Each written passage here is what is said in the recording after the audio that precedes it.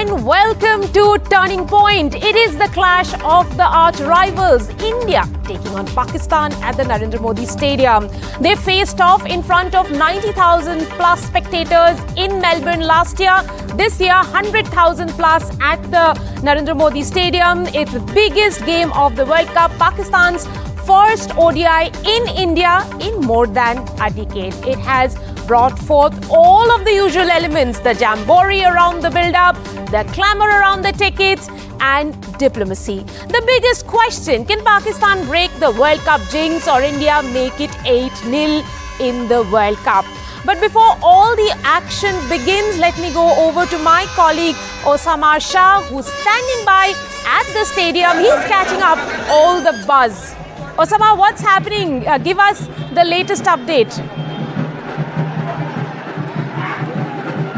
Well, Rika, we have been standing here since morning and the crowd has been pouring in non-stop. There was a period of half an hour when both the sides of the road, it's a kilometer-long stretch, where the traffic was stopped because both the team buses were going inside the stadium, and since then, the crowd has been coming in non-stop. The entire place is a sea of blue. There are very few Pakistani fans, and we did speak to a lot of these fans, and everyone. There is a very good vibe around this particular match. Everyone is hoping for an exciting encounter. Everyone is hoping for a good close match, and this is what they expect out of this match as well. Pakistan playing in India after 7 long years, and especially in a stadium which basically can house at more than 1 lakh people. So this is an exciting affair. A lot of people are at this point of time dancing outside the stadium. A lot of these people are still trying to get inside the stadium, and everyone is generally very excited about this encounter. Remember, everyone is also a little wary about the fact that it is both the teams are coming off on the back of a victory. Both the teams have won 2 matches, and for them to come here and clash in this contest, I think it is going to be a very close affair.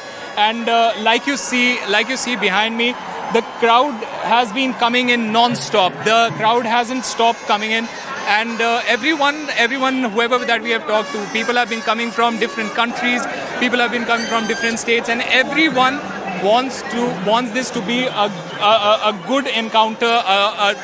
Everyone wants this and hopes this is a very close encounter. We'll try to talk to some of the fans. We'll try to talk to some of the fans here as well. And look at this. Look at the colors. Look at the colors here. Osama, let's give our viewers the news from the middle. India has won the toss and they are bowling first. I can see a lot of the fans still trying to get into the stadium. Tell us about those special characters that you have been meeting along the way.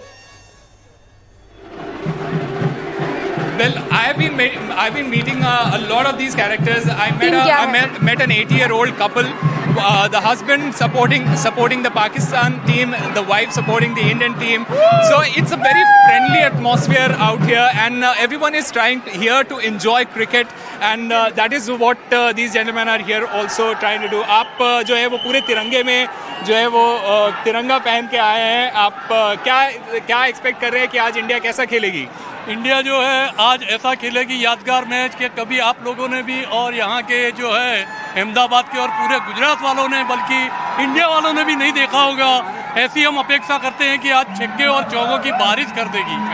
कौन सा batsman जो है वो ज़्यादा अच्छा खेलेगा? गिल के लिए, गिल बीमार होके आए, पर उनके लिए सारा इंडिया दुआ करता है, सारा दुआ करती है. और दूसरा कैसा है, एक मिनट, पाकिस्तानी हमारे गेस्ट है, पर आज हम उनके साथ मेहमान नवाजी नहीं करेंगे. हमने पूरी तैयारी कर ली है. आज की रात अहमदाबाद में दिवाली होगी और India. As you can see, a lot of excitement among these fans. Well, I'm joined in the studio by my guests Sabah Karim and Vijay Daya, former Indian cricketers. We also have guests from across the border, Sikandar Bakht, former Pakistan cricketer, and Majid Bhatti, a very senior journalist. I'll come to you, Vijay. You're very excited with the news that Shubman Gill is back in the side. Of course, Rohit Sharma did say 99% chance of him coming back, but that when 1% we were still mulling over. You hardly see any cricketer playing 100%. And a game like this, even if you're 80% fit, you will jump and you say, I want to play this kind of game. And you know, he's somebody who's been among the runs in last year or so. He's the highest run getter for India. He plays on this ground. He's got a lot of good memories on this ground. And we always talk about India-Pakistan game opportunity to become a hero. I don't think so. Anyone would like to miss an opportunity like this. Sikandarji, I'll have to ask you about, Shubman Gill being back in the side. Would you say that this lends India a definite psychological advantage against Pakistan? A, this is Shubman's favourite ground. B, he's been one of the most successful ODI batters for India in the last 1 year. Yeah, in the last game, I remember Gill was not played so well against Pakistan. He played about 11 overs, he didn't score runs. But after that, in the Asia Cup, he was scoring continuously. And he was a constant scorer for the Indian. I'm sure India must be very happy to have him back, and it will be a good contact between Shaheen Shah Afridi and him. We'll see how his in-swingers work this time or not, because he is not bowling the way he used to bowl. So we have to wait and see. It's good luck for him. Sabah, the last time around we saw India taking on Pakistan, Ishan Kishan also had played a memorable knock, which was against Pakistan in Asia Cup. He scored 81 runs, so 81 or 82 runs. What would he be thinking at this moment? Having played that knock against Pakistan, he's left out of this big World Cup game. That's healthy, I think. You know very well that whenever you get an opportunity, you need to go out and perform, and Ishan has done that. But he understands his position. In the pecking order, he's still number 2. Number 1 has to be Shubman Gill. And I think with Shubman getting back in the 11, it adds more heft to the Indian batting lineup. So we can look forward to some more exciting clash. Shaheen Shah Afridi, we're talking about Rohit Sharma, Virat Kohli. Let's add Shubman Gill there also. What about the spinners? So I think this is a big game, maybe the biggest game we will get to see in a one-day match after several years. Have to be played at Ahmedabad, 110,000 Indian fans is going to be excitement galore. So let's hope for an exciting clash. And I really want to see a thriller here, because we are waiting for a close game. We haven't seen that close game so far in this World Cup. So to get the buzz going, you want to see a close encounter. And absolutely, the best two teams, if they can fight it out right in the middle, and then we can wait for an exciting clash. That's what we're hoping for. Absolutely, because please go on. Ask Sabah, didn't he watch the Pakistan-Sri Lanka match? It was a very close finish. I think it was a very exciting match. That was an easy game for Pakistan, Sikandar bhai. You won by 6 wickets.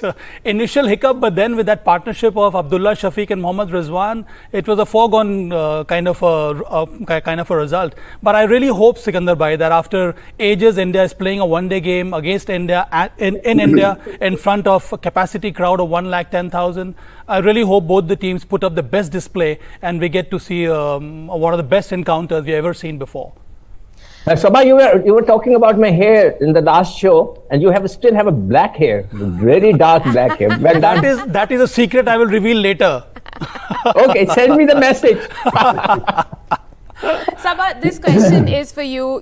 2003 World Cup, when India was playing Pakistan, I read in Sachin Tendulkar's book that he said Centurion was on his mind for a month. MS Dhoni, who throughout his career never shut out his door, he said before that 2011 match against Pakistan, I was one day he shut his hotel door. What would really be the players thinking at this moment? How to shut out that noise? It's a challenge. It's not so easy. Some people are blessed to do that quite easily. Some are not, and that is why they fall by the wayside. That is why what Sachin has said, or what MS has talked about his preparation. I think each individual have got their own way of tackling this kind of pressure, and I'm sure the kind of experience this Indian team has had with the players who has several encounters against Pakistan, most of them are pretty well equipped to handle that. I think that is the biggest challenge, Rika. How do you shut out that outside noise? If you're able to do that, and as I said, all these individuals have their own method of preparing for a game like this, and if they can continue to focus on what is their expectations on how they have to perform, I think that should be good enough for India. And I think there's another thing that I would like to add, what just Sabah was just mentioned here, that a lot of these players spend time with each other. If you're alone, then you let all these things get into your mind. But when you always around somebody or the other, you get into some sort of a conversation, you are always busy, so you don't get that much time to think about what's coming next. I'll have to ask Sikandar ji about your captain Babar Azam. He's a spunky character. I really like the way he comes across, speaks to the media, neutralizes pressure. He said that they have played big games in front of big crowds. He wanted to put that 8-0 behind. But is it really possible, given the kind of form that he is in? He has not really come to the party in this World Cup as yet. Yeah, I agree with you on that point, because he, as far as the playing in front of a big crowd is very natural for every sportsman, because we have been playing cricket all over the world. All the boys are playing.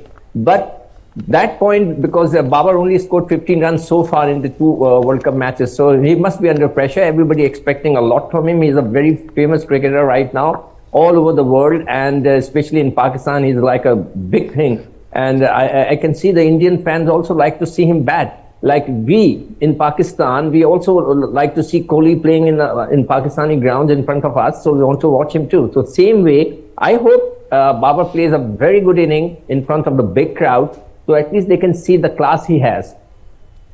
Sikandar bhai, this is a follow-up question. Does this responsibility of captaincy lie heavy on Babar Azam, or is he a natural leader? The way I could see, I just feel that at times he's under too much of pressure as a captain to perform. I say, if you take my personal opinion, I'll never think he's a natural captain. He's learning all the time. So for me, it's a big pressure on him, but he likes to take that pressure, because I've told him so many times in my show. So please, why don't you leave the captaincy like Tendulkar did? Kohli did. So why don't you leave the captaincy and just concentrate on your batting? But he says no, he wants to be a captain and wants to bat. So let him face the pressure. He likes to do that. Let him do it.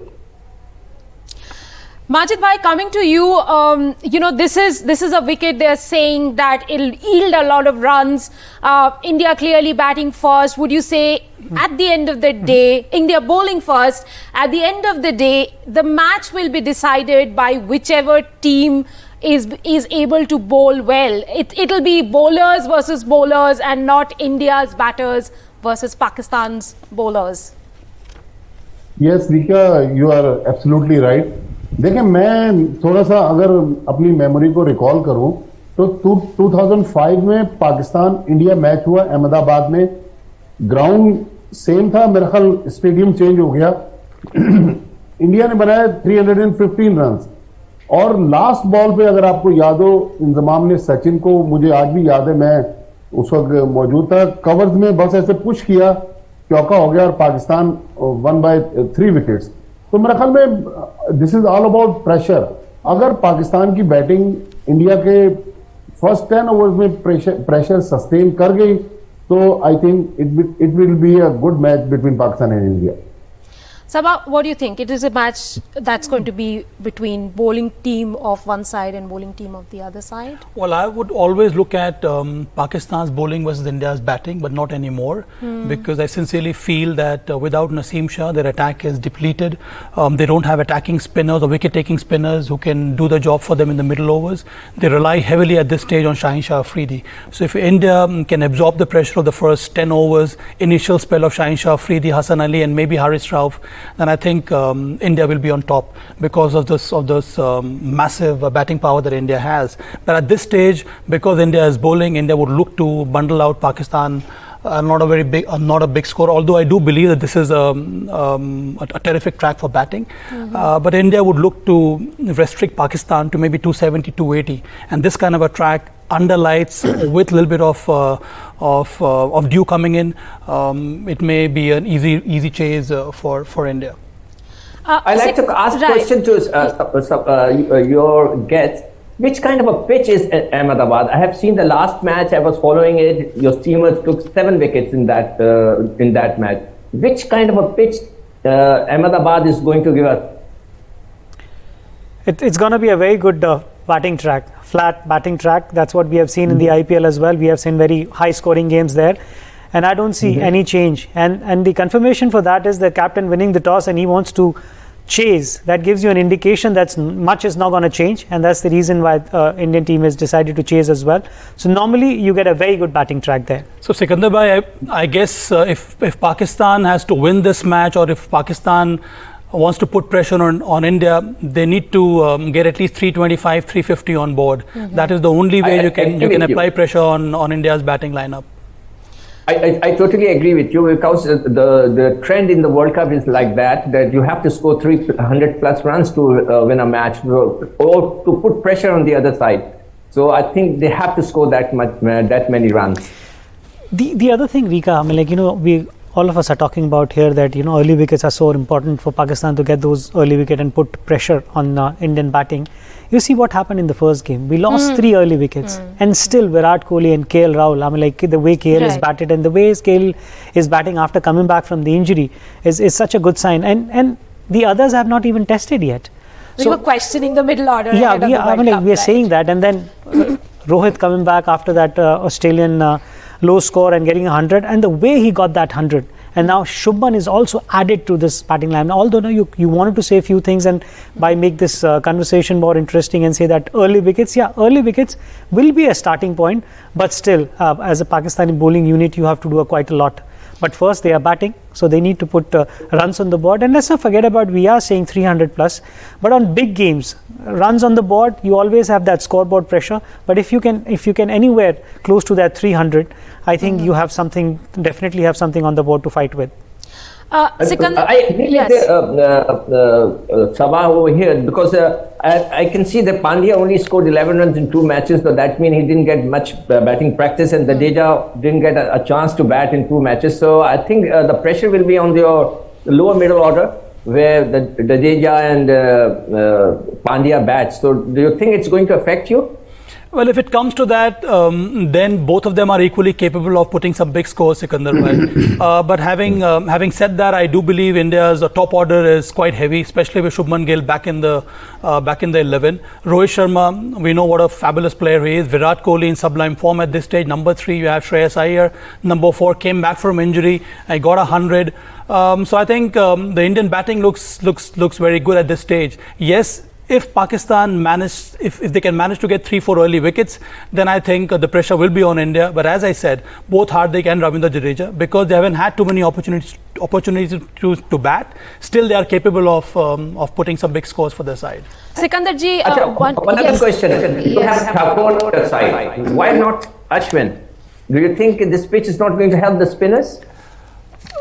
Well, Sikandar bhai, the way I look at it, India prefers to have Shardul Thakur in the 11 on a flat track, because they believe that a bowler with more variations will be more decisive than a finger spinner. That is the reason why they have preferred Shardul Thakur. And going ahead, whenever India plays any of these World Cup matches on flat track, you'll find this kind of combination. India will play Ashwin only if the Indian team management feels that the wicket is on the slower side, or may assist the spinners with a little bit of turn off the surface. But it's a very good point here, because it's a point of it's a debatable sort of a call in India as well. A lot of people are saying that, why do you need that sort of insurance at number 8? Why not going with the out and out fast bowlers? Mohammad Shami is not played yet. He's somebody. That's actually my question. Yeah. On this track, not playing Mohammad Shami, is that a wise call? Because he's got, quite a few wickets on this track. He plays IPL for the Ahmedabad team. He knows what this track is all about, and yesterday I saw some pictures of him bowling in the nets with full tilt, and it seems that he was raring to go. I don't know about the wise call or not, but I'm very happy that I'm on this call and have Pakistani guests as well. and Indian 4 fast bowlers who can bowl 140 plus. I mean, like, when was the last time where we talked about that we can have four fast bowlers who can clock 140 plus, and we have the luxury of that. So that there is a big debate going on here as well, that you have these kind of options. And when we talk about batting, I mean, like, Ashwin is also capable to bat at that number. So you're right that selection of Shardul Thakur there is a bit of a talk in India as well about that number. I'll have to ask a question to both Sikandar ji and Sabah, to you as well as Vijay, about the 2 premier fast bowlers in this contest, Jasprit Bumrah and Shaheen Afridi. What is it that Bumrah has done right and Shaheen hasn't? Is it the length? that the hard lengths that Bumrah has bowled and Shaheen hasn't? What has been the difference? Yes, Sabah, you go. The control which Jasprit Bumrah has shown, not only with the express delivery that it clicks about 145 plus, but also with the slower delivery. And I think that is why I've said this on so many occasions, that for Rohit Sharma, Jasprit Bumrah in any phase of the game is a wicket taker because of his ability to bring in so much of variation, and is not easy to pick. Shaheen Shah Afridi somehow, for some odd reason, does not look to be in the right kind of rhythm. The momentum is missing to a large extent, and I think that is why he has struggled. Even whenever he has tried to bring the ball into the right-hander, he has drifted on the leg side, and that easy runs for any right-hander. So India would be pretty happy to have that kind of intent against Shaheen Shah Afridi.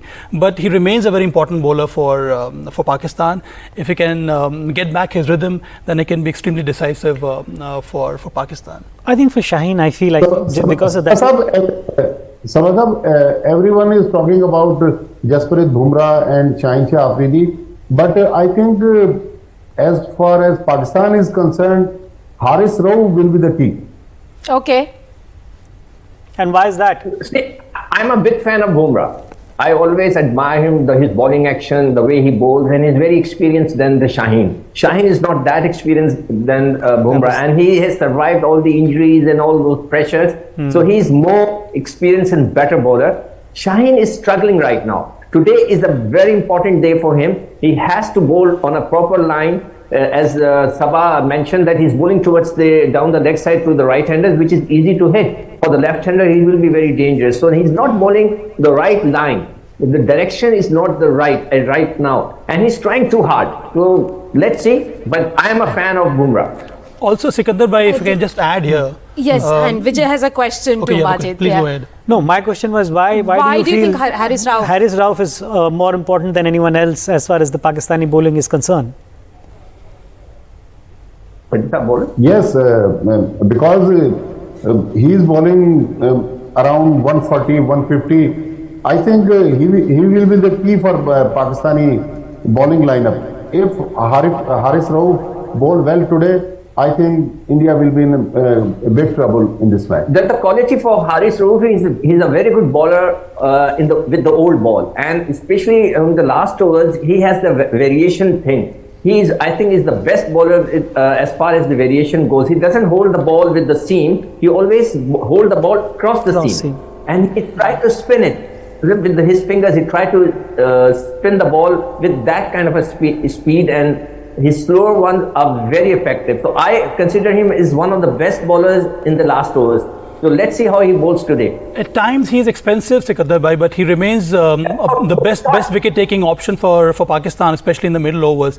But you would know better, I think, in such important encounters, such big games, for a bowler, it is very important, one, to understand the nature of the surface and pick the right length to bowl on that surface. Also the right line we're talking about, but also the right pace. And on top of that, more importantly, Sikandar bhai, it's such bowlers who are able to understand the opposition batting lineup or the opposition batters, and then you devise your plan according to that. So such bowlers will be far more effective in such an important encounter. And that's the reason why I feel Bumrah is that's where Bumrah score more points when we're doing a bit of a comparison there. Somebody who's had more injuries, somebody who's played that important role time and time again. But one advantage here with Bumrah is that he's got a complete sort of a bowling unit with him. I think that's where Shaheen is struggling a bit, because it's about only three fast bowlers. They don't have that wicket-taking option at the moment, Pakistani side, from over number 11 to 40, where spinners are dominating the game. India have many more options there. So whenever Shaheen comes, it's attack only from the one side. But at times when Bumrah comes, there is a pressure from the other end as well. Well, at the end of the day, it will be all about nerves of the cricketers in the middle, and the one who is able to hold will come out as the winner tonight. With that, a quick break on the show. More on the other side. Stay